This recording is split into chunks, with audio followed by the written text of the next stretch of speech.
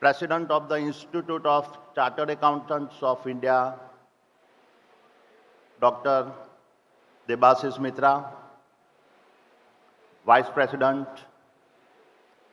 Mr. Aniket Talati, outgoing President of the International Federation of Accountants, Mr. Alan Johnson, incoming President, Ms. Asma Resmuki, members of the ICAI and IFSC, and my dear friends. I am deeply honored to have been invited to speak at the 21st World Congress of Accountants. The choice of India for the first time in the 118-year history of this event is a recognition of India's inevitable journey towards becoming an economic superpower.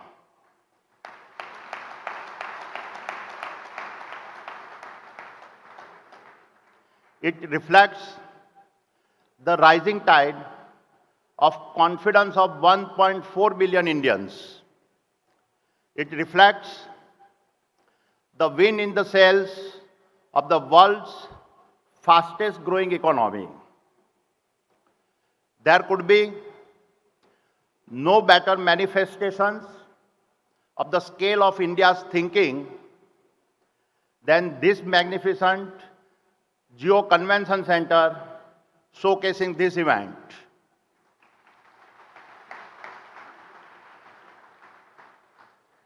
We all recognize that we are gathered here at a time of uncertainty. The intersections of the COVID pandemic,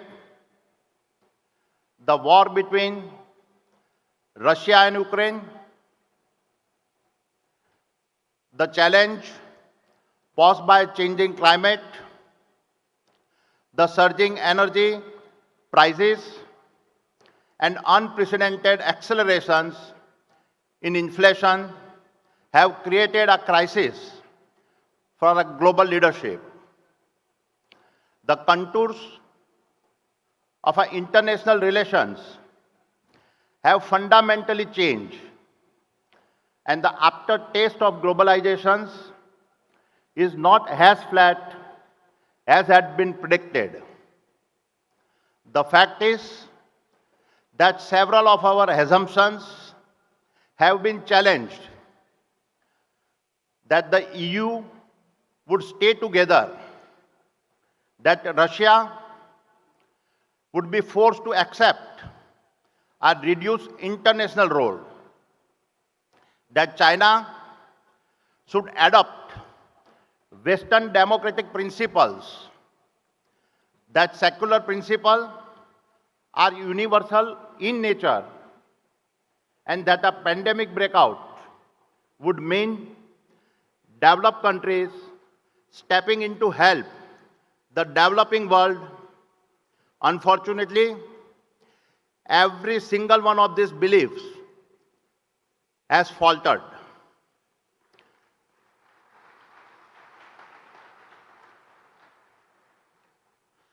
This multi-level crisis has shattered the myth of unipolar or a bipolar world of superpowers that could step in and stabilize global environments.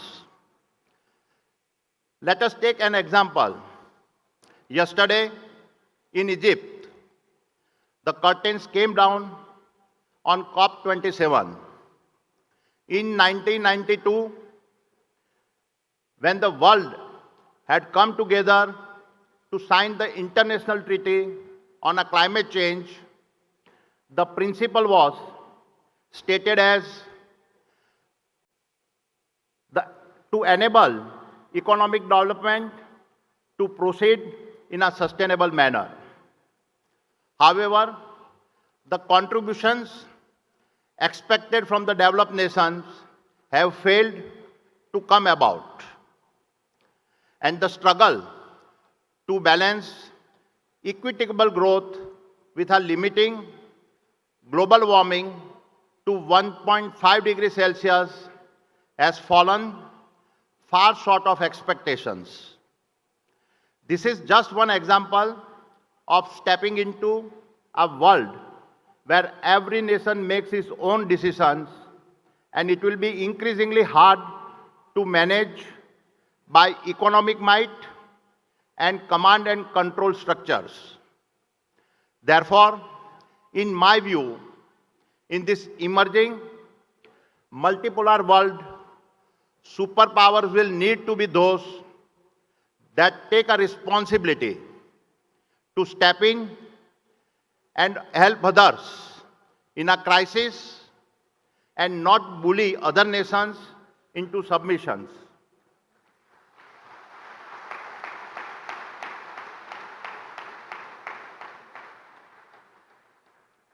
It will be those that keep humanity as their foremost operating principles.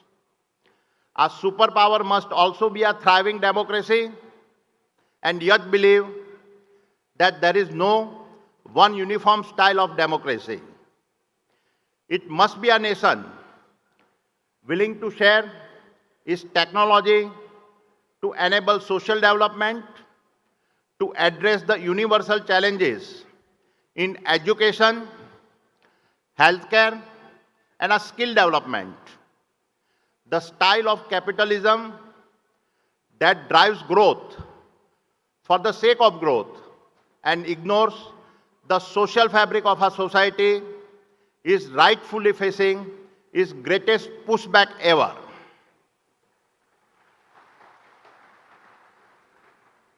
It is in such a multipolar world that the foundation of India's increasing economic might, coupled with its culture and beliefs, become relevant as it takes its journey to becoming an economic superpower. One that combines monetary growth with a vast social growth, all within the bounds of democratic society. It is in this context that I express my views. It is well documented that at the time of India's independence in 1947, the opinion was that Indian democracy would not survive.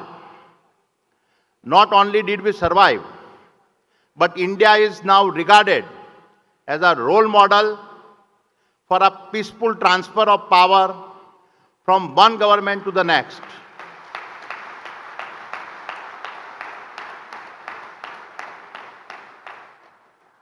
Also, it is after more than 2 decades of a relatively short-term governments and coalitions that we have a government with a majority of its own. As expected, this has given our country the ability to initiate several structural reforms in the political and administrative systems and deliver public services, balancing a long-term view with a rapid executions. Let us take a look at some other enabling factors. Our democracy is now 75 years old. This is about the average lifespan of an Indian today. Within this period, India has seen a remarkable accelerations.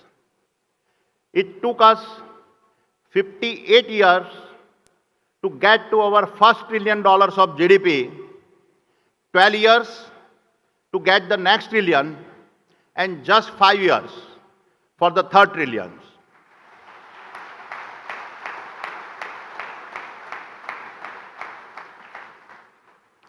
Given the pace at which the government has been executing a vast multitude of a simultaneous social and economic reforms, I anticipate that within the next decade, India will start adding $1 trillion to its GDP every 12 to 18 months.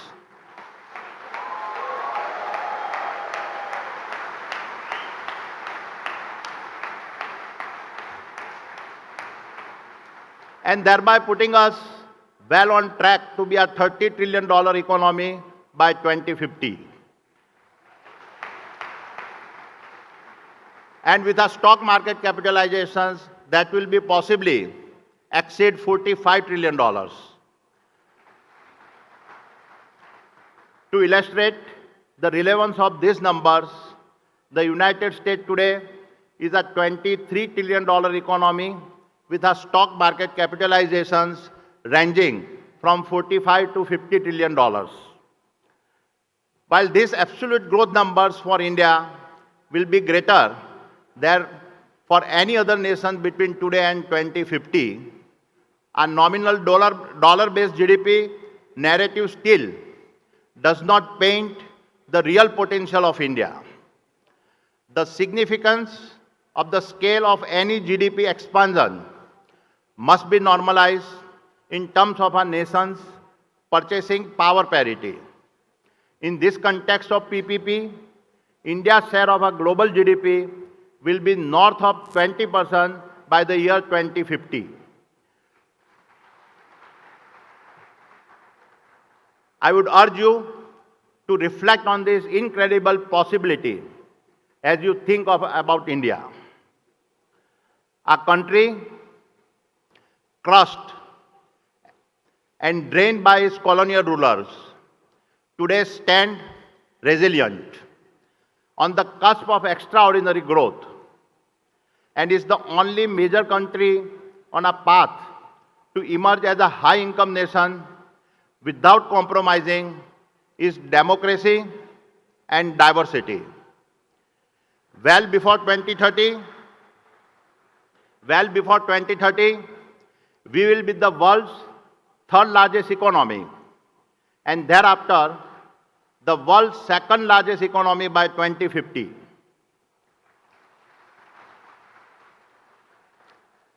India's success story of combining economic growth and democracy has no parallel. Now let me talk about India I see in 2050 and outline a set of interconnected factors that establishes India's path forward. All of these factors will combine to make the next 3 decades the most defining period for the impact India will have on the world. The first dimension is our nation's demographic dividend, which will drive consumptions and accelerate the growth of a tax-paying society. India's median age will be just 38 years even in 2050. Over this period, till 2050, India's populations will grow by 15% to 1.6 billion, but the per capita income will accelerate by over 700% to approximate $16,000.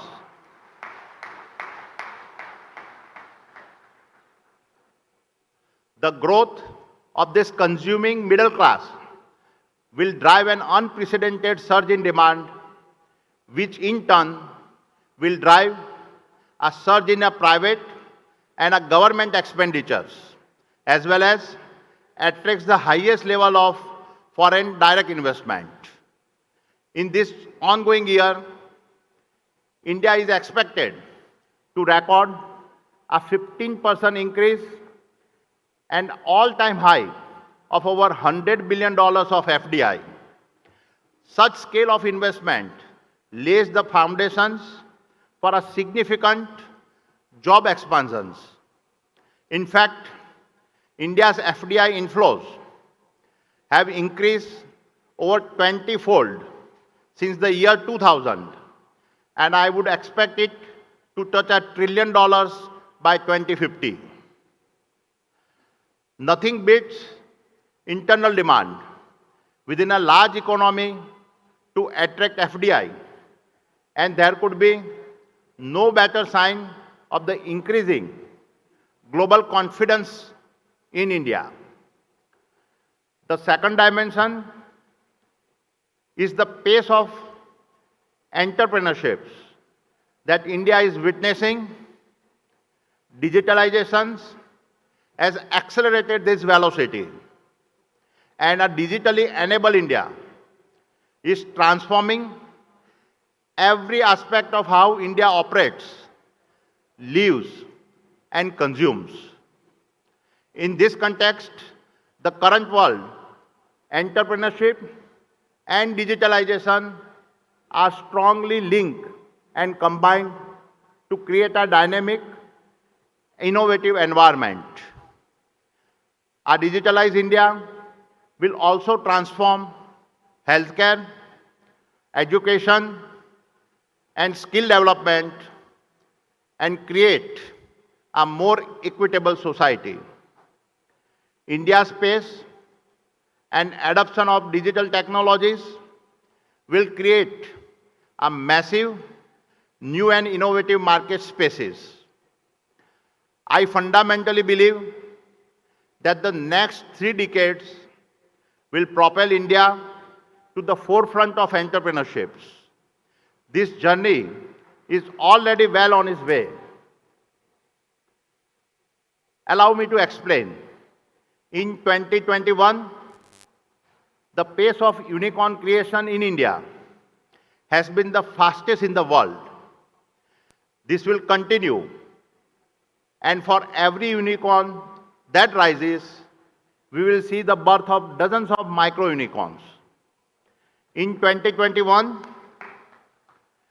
India added a unicorn every 9 days. It executed the largest number of real-time financial transactions globally, a staggering of 48 billion.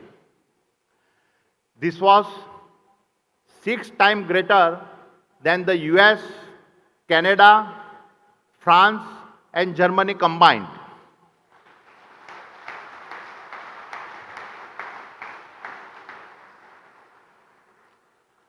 All of this has laid a base for the fourth industrial revolutions, where humans and machines are all interconnected,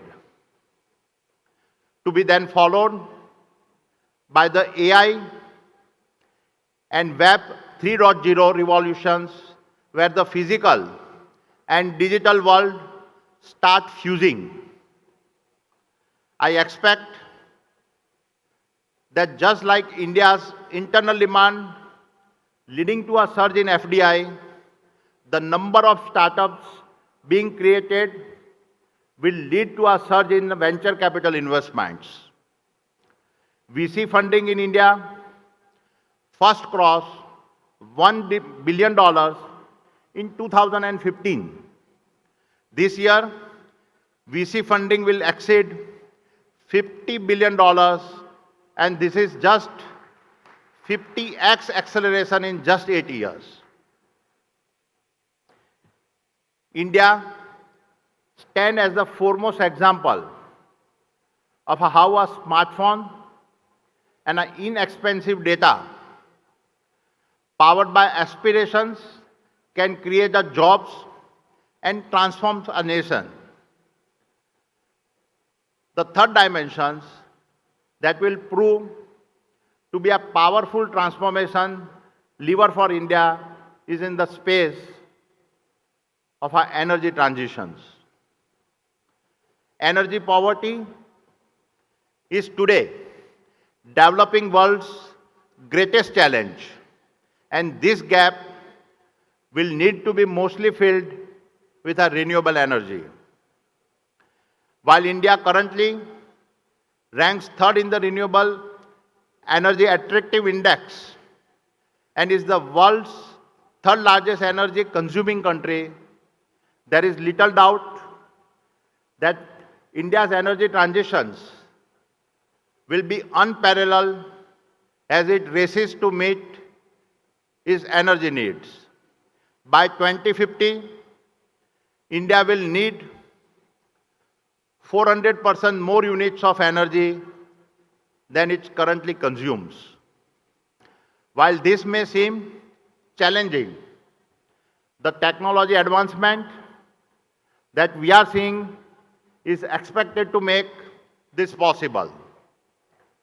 Given the dramatic and continued drop in the cost of renewable energy, especially solar power, the marginal cost of green power is headed to zero. The ability of this zero-cost electron to economically split a water molecule and create 100% green hydrogen in the future is now certain.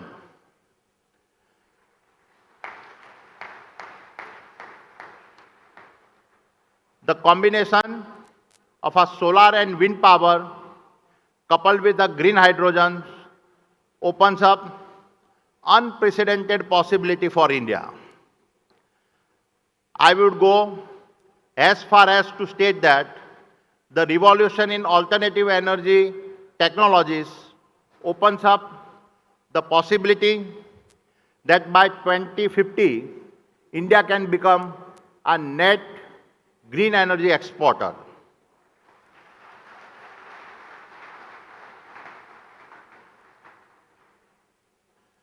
This will also enable decentralized power generations required to accelerate the micro-sizing of any process. It will enable entrepreneurship opportunities across micro-manufacturing, micro-agriculture, micro-banking, micro-healthcare, micro-education, everything that India's rural populations needs for its development. Cooling the planet down will be one of the most profitable business and the largest of job creator over the next several decades. I am in no doubt that India will lead the global energy transitions. This is why the Adani Group is making a massive investment in driving not just India's, but the global energy transitions. Over the next decade, we will invest over $70 billion in this space and build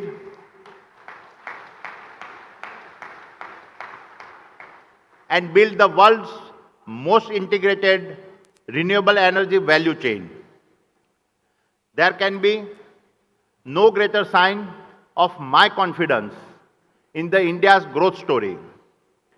Along with my optimisms, I do recognize that lot still needs to be done as the economy grows.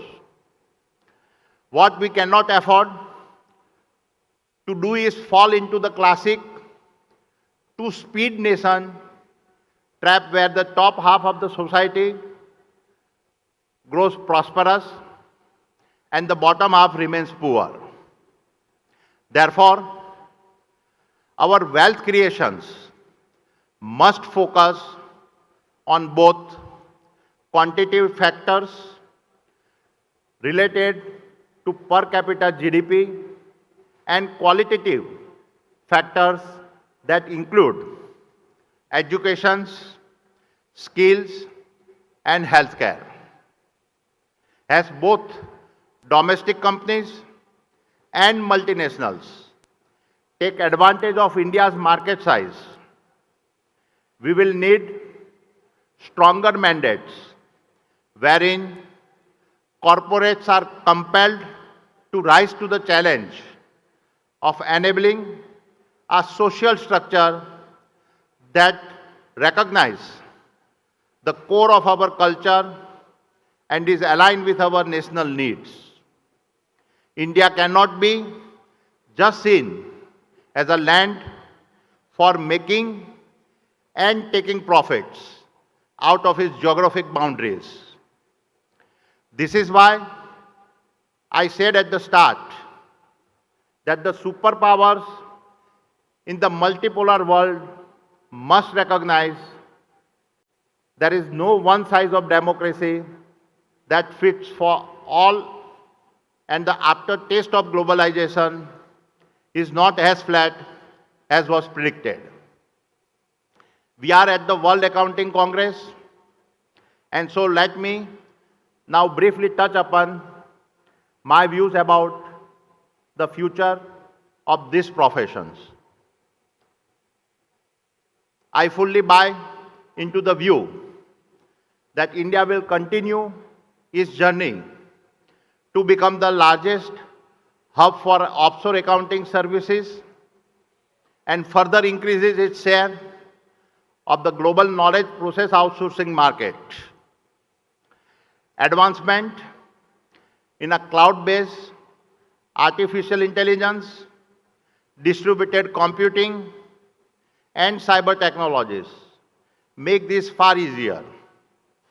I foresee some of the domestic companies taking full advantage of this massive possibility given the inherent strength of our cost and efficiencies equations.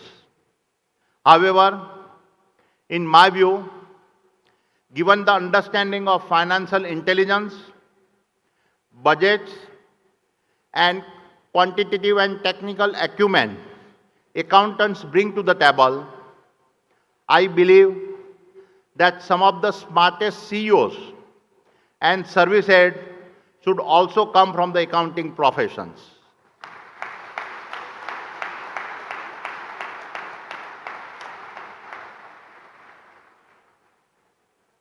This is what I would ask accounting professionals to aspire and inspire the younger generation of accountants that follows you.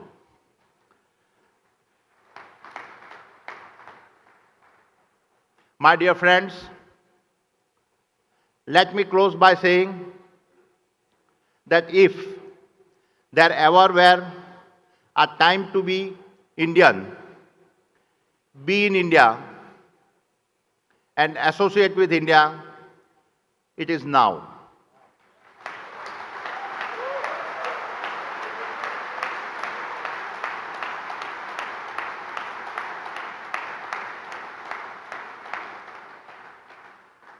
The foundation to build a new resilient India has already been laid. We will be an India that taps into our own markets to help it become self-reliant.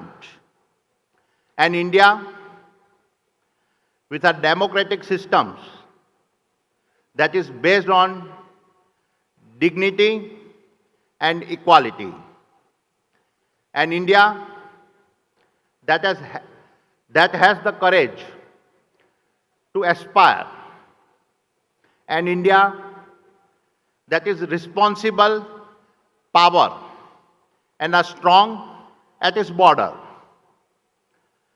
The policies that have been put in place have allowed our nation to make a tremendous progress over the last decade and put us firmly on the path to become an Atmanirbhar or self-reliant India, a self-reliant society that is 100% literate, 100% healthy, and 100% vocationally trained, and most importantly, a self-reliant India that has forever eliminated poverty, all achieved well before 2050.